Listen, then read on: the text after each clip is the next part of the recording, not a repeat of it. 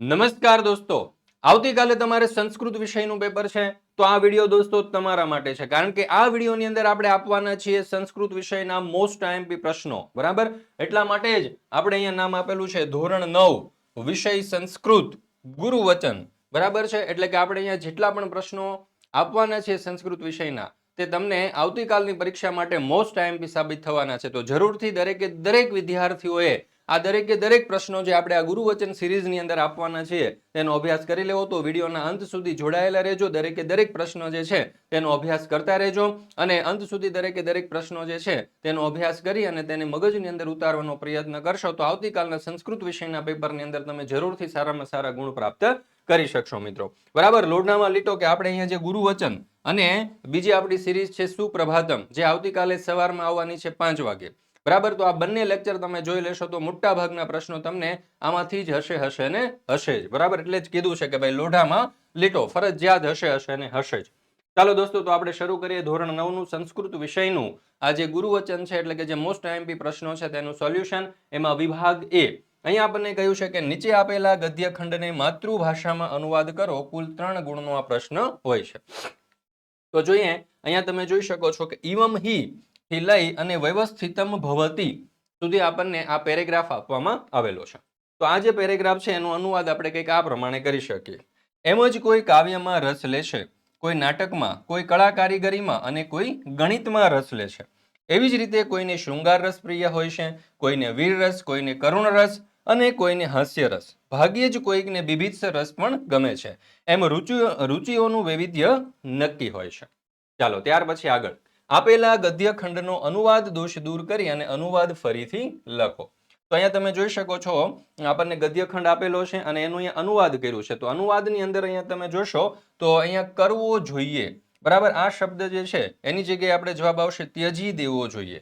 ત્યાર પછી બીજી મિસ્ટેક આપણે અહીંયા કરેલી છે હા હા, તો એ હા હા જે છે એની જગ્યાએ જવાબ આવશે ના ના. ત્યાર પછી ત્રીજી મિસ્ટેક કરેલી છે અહીંયા ઘઉં, તો ઘઉંની જગ્યાએ આપણો જવાબ આવશે જવ. ત્યાર પછી ચોથી મિસ્ટેક અહીંયા છે આવે છે, તો એની જગ્યાએ આવશે આપણો જવાબ આવતી નથી.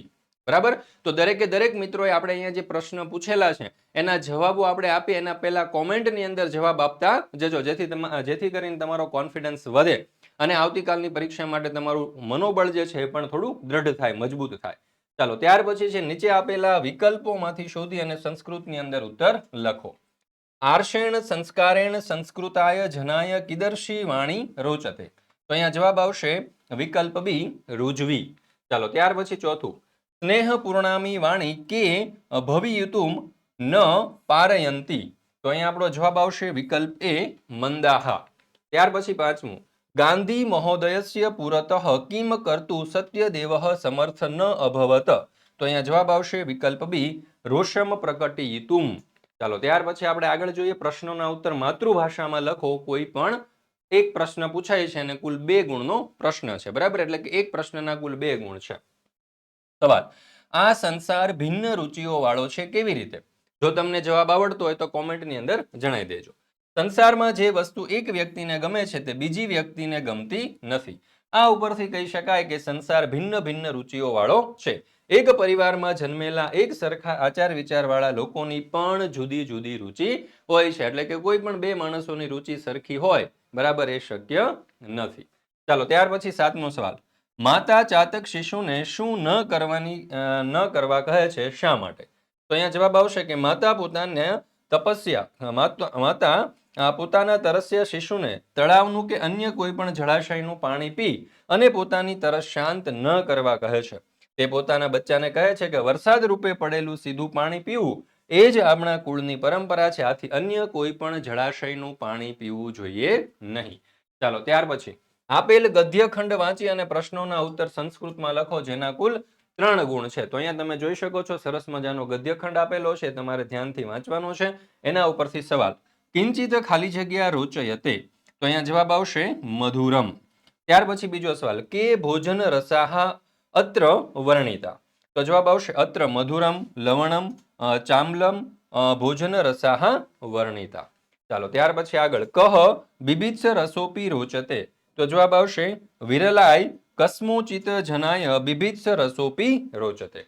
ચાલો મિત્રો, તમારા માટે ખાસ મહત્વની સૂચના કે 26/1/2026 ના રોજ હુસેન કોચિંગ ક્લાસીસ ચેનલ ઉપર એક લાઈવ ઇવેન્ટ થવા જઈ રહી છે, બરાબર? તો આ લાઈવ ઇવેન્ટની અંદર તમે જરૂરથી જોડાઈ જજો બપોરે 2 વાગે. 26/1/2026 ના રોજ બપોરે 2 વાગે આજે ઓશન કોચિંગ ક્લાસીસ ઉપર જે લાઈવ ઇવેન્ટ ગોઠવેલી છે તેમાં જરૂરથી જોડાઈ જજો. અહીંયા તમને પણ ખૂબ મોટો ફાયદો થવાનો છે દોસ્તો, બરાબર? તો જરૂરથી આ ફાયદો લેવા માટે, આ લાભ લેવા માટે, આ બેનિફિટ લેવા માટે, આ પ્રોફિટ લેવા માટે તમે જરૂરથી 26/1/2026 ના રોજ બપોરે 2 વાગે સમય યાદ રાખી લેજો. સેવ ધ ડેટ 26 જાન્યુઆરી 2026 એટલે કે પ્રજાસત્તાક દિવસ. ત્યાર પછી છે વિભાગ બી. આપેલા શ્લોકના અનુવાદ દોષોને દૂર કરી અનુવાદ ફરીથી લખો. તો અહીંયા તમે જોઈ શકો છો કે આપણને એક શ્લોક આપવામાં આવેલો છે અને એનું અનુવાદ આપણને આપેલું છે. અનુવાદની અંદર જે આ ભૂલ છે ને ત્યાં તમે જોઈ શકો છો કે નીચે અંડરલાઈન આપેલી છે, બરાબર? તો એ જે ભૂલો છે એને આપણે સુધારવાની છે. પેલું છે મિત્રનું, તો અહીંયા જવાબ આવશે શત્રુઓનું. શત્રુઓ છે ત્યાં જવાબ આવશે મિત્રો. ત્યાર પછી છે શત્રુનું, તો અહીંયા જવાબ આવશે મિત્રનું. અને છેલ્લે વશ થતા નથી, તો અહીંયા આવશે વશ થયા હોય, બરાબર? તો આવી રીતે આપણે જે પણ ભૂલો છે એ સુધારી શકીએ અને અહીંયા 3 માંથી 3 માર્ક્સ આપણે બેઠે બેઠા મેળવી શકીએ કોઈ પણ પ્રકારના ભૂલ કર્યા વગર, બરાબર? પણ તમારે આ દરેકે દરેક પ્રશ્નોને ધ્યાનપૂર્વક જોતા જવાના છે, અભ્યાસ કરતો જવાનો છે, નોટ અને પેન સાથે રાખવાની છે, લખતું પણ જવાનું છે. ચાલો, ત્યાર પછી આપણને કહ્યું છે કે શ્લોકનો અન્વય પૂર્ણ કરી અને ફરીથી લખો. ચાલો, તો અહીંયા આપણને શ્લોક આપેલો છે અને આ એનો જવાબ છે. નીચે તમે જોઈ શકો છો કે અહીંયા આપણને કૌંસ પણ આપવામાં આવેલો છે. તો આ પ્રમાણે આવશે. જો તેન તત્ર મહારણ્યે મૃગણ્યામ પરિધાવતા બહવ કામરૂપિણઃ અસુરા રાક્ષસાઃ નિહતા. ચાલો, ત્યાર પછી આગળ નીચે આપેલા સંસ્કૃત પ્રશ્નોના ઉત્તર આપેલા વિકલ્પમાંથી શોધી અને સંસ્કૃતમાં લખો. કેશામ નારાયણા કૃતે કિમપી અસાધ્ય નાસ્તિ. તો અહીંયા જવાબ આવશે વિકલ્પ સી સોત્સાહનામ. ચાલો, ત્યાર પછી 12મું કહ મધુરે વચોભિઃ મનઃ નિહંતિ. તો અહીંયા જવાબ આવશે વિકલ્પ સી કોકિલઃ. ત્યાર પછી 13મું રામ વૃત્તાંત કહ વર્ણયતિ. તો અહીંયા જવાબ આવશે વિકલ્પ સી હનુમાન. 14મું મેઘ સમઃ કિમ ન અસ્તિ. તો અહીંયા જવાબ આવશે વિકલ્પ એ તોયમ. ચાલો, ત્યાર પછી નીચે આપેલા પ્રશ્નોના ઉત્તર માતૃભાષામાં લખો કોઈ પણ એક જેના કુલ 2 ગુણ છે. એમાં પેલું કવિ લાકડા અને ધરતીના ઉદાહરણથી શો બોધ આપે છે. તો કવિ લાકડાનું ઉદાહરણ આપીને સમજાવે છે કે લાકડાને વારંવાર ઘસવામાં આવતા તેમાંથી અગ્નિ જન્મે છે અને ભૂમિને પણ ખોદવામાં આવતા તે જળ આપે છે. આમ ઉત્સાહી મનુષ્યોને માટે કંઈ પણ અસંભવ હોતું નથી. તેઓ સતત પ્રયત્ન કરી અને યોગ્ય દિશામાં શરૂઆત કરી અને પોતાના સર્વ કાર્યોને સફળ કરે છે. ચાલો, ત્યાર પછી 16મો સવાલ ભક્ત જેના શરણમાં જાય છે તે દેવતત્વ કેવું છે? તો જવાબ ભક્ત જેના શરણમાં જાય છે તે દેવતત્વ ભયજનક સંજોગોનું ભયરૂપ તત્વ છે. ભયાનક સંજોગોમાં ભયાનક છે. પ્રાણી માત્રની ગતિરૂપ છે. પવિત્ર વસ્તુઓમાં પાવન છે. ઉચ્ચ પદો ધરાવનારાઓનું એકમાત્ર નિયંત્રક છે અને ઉત્તમમાં ઉત્તમ અને રક્ષકોમાં રક્ષક છે. ચાલો, ત્યાર પછી આગળ શ્લોક પૂર્ણ કરો કોઈ પણ એક. તો જો નાસ્તિ મેઘ સમમ થી લઈ અને ધાન્ય સમમ પ્રિયમ સુધીનો આ જે શ્લોક છે તે આપણે લખવાનો છે. તો આ રીતે આપણે લખી શકીએ. નાસ્તિ મેઘ સમમ તોયમ નાસ્તિ ચાત્મસમ બલમ. નાસ્તિ ચક્ષુઃ સમમ તેજો નાસ્તિ ધાન્ય સમમ પ્રિયમ. બરાબર? તો મિત્રો, આ રીતે આપણે આ દરેકે દરેક શ્લોક જે છે એના પણ અહીંયા ઉત્તરો લખી શકીએ અને તમે આ 2 માર્ક્સ જે છે શ્લોકના તે પણ મેળવી શકો. દરિદ્રાય ધનમથી લઈ અને ચ ભોજનમ સુધીનો આ શ્લોક આ રીતે લખી શકીએ. જો દરિદ્રાય ધનમ દેયમ જ્ઞાનમ દેયમ જડાયશ્ચ પિપાસિતાય પાનીયમ ક્ષુધાતિયાશ્ચ ભોજનમ. મિત્રો, આ તમે જે પણ અભ્યાસ કરી રહ્યા છો તે સોલ્યુશનની પીડીએફ જો તમારે જોઈતી હોય તો લિંક તમને નીચે ડિસ્ક્રિપ્શન બોક્સની અંદર મળી જશે. તમને આ પ્રમાણેનું જે ઇન્ટરફેસ છે તે જોવા મળશે, બરાબર? તો આ રીતે તમે પ્રોસેસ કરી અને આ પીડીએફ મેળવી શકો છો. લિંક તમને નીચે ડિસ્ક્રિપ્શન બોક્સમાં મળી જશે. ત્યાર પછી આપણે જોઈએ વિભાગ સી. નીચે આપેલા નાટ્યખંડોને માતૃભાષામાં અનુવાદ કરો કોઈ પણ એક જેના કુલ 4 ગુણ છે. એમાં અહીંયા તમે જોઈ શકો છો કે આપણને માતૃભાષામાં અનુવાદ કરવાનું કહ્યું છે ને અહીંયા આપણને એક નાટ્યખંડ આપેલો છે, બરાબર? એનું કંઈક અનુવાદ જે છે તે કંઈક આ પ્રમાણે થશે. તો મિત્રો, આ અનુવાદ જે છે એનો તમે અહીંયાથી અભ્યાસ કરી શકો છો અને પીડીએફ પણ મેળવી શકો છો. પીડીએફ માટેની લિંક તમને નીચે ડિસ્ક્રિપ્શન બોક્સમાં મળી જશે. ત્યાર પછી છે અનુવાદ દોષ દૂર કરવાના છે. તો એ પણ અહીંયા તમને આપેલા છે, બરાબર? હવે જો અહીંયા તેણે આપેલું છે, બરાબર? તો તેણેની જગ્યાએ અહીંયા જવાબ આવશે આપણો મેં. ત્યાર પછી અહીંયા છે હું, તો એની જગ્યાએ આપણો જવાબ આવશે તું. ત્યાર પછી છે અહીંયા નથી, તો અહીંયા જવાબ આવશે છે. અને અહીંયા છે મારા, તો એનો જવાબ આવશે તારા. બરાબર. તો આવી રીતે આપણે ફટાફટ જે છે દરેકે દરેક પ્રશ્નો, મોસ્ટ આઈએમપી પ્રશ્નો જે છે તેનો અહીંયાથી આપણે અભ્યાસ કરી શકીએ છીએ. ત્યાર પછી નીચે આપેલા વાક્યો કોણ બોલે છે તે લખો, કોઈ પણ બે, જેના કુલ 2 ગુણ છે. ચાલો, પહેલું આપ્યું છે આપણને કે ભગવાન પ્રણામામિ, તો એને આપણે જોડીશું દ્વારિકઃ સાથે. ત્યાર પછી છે ક્ષાંતઃ અયમ તે અપરાધઃ, તો એને આપણે જોડીશું એક સંન્યાસી સાથે. અને મુક્તો ભવતુ, તો એને આપણે જોડીશું 2 શર્વિલકઃ સાથે. ચાલો, ત્યાર પછી આપણે નેક્સ્ટ જોઈએ. નીચે આપેલા પ્રશ્નોના ઉત્તર માતૃભાષામાં લખો. કોઈ પણ એક પ્રશ્નનો જવાબ લખવાનો છે, બરાબર ને? 2 ગુણનો સવાલ છે. પોતાની માતાની બાબતમાં પૂછવામાં આવતા અભિમન્યુની પ્રતિક્રિયા શી હોય છે? તો જોઈ શકો છો જવાબ.